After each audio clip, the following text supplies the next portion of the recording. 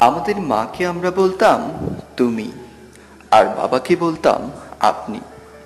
আমাদের মা গরিব প্রজার মতো বাবার সামনে দাঁড়াতো, আর কথা বলতে গিয়ে মা কখনোই কথা শেষ করে উঠতে পারত না।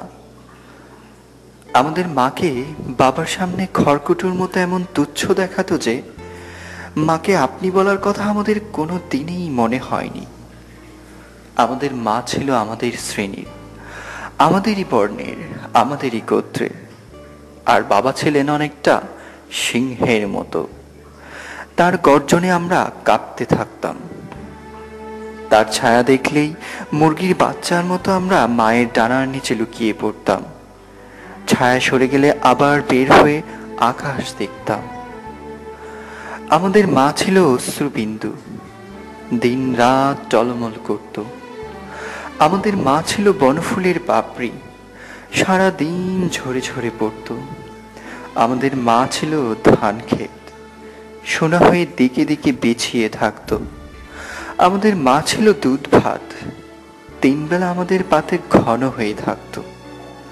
আমাদের মা ছিল ছোট্ট পুকুর, আমরা তাতে দিন রাত সাঁতার কাটতাম।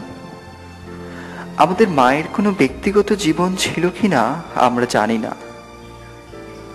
আমরা ছোট ছিলাম, কিন্তু বছর বছর আমরা বড় হতে থাকি।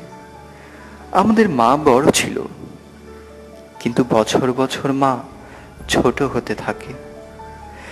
ষষ্ঠ শ্রেণীতে পড়ার সময়ও আমি ভয় পেয়ে মাকে জড়িয়ে ধরতাম।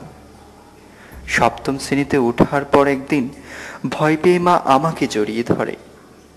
আমাদের মা দিন দিন ছোট হতে থাকে।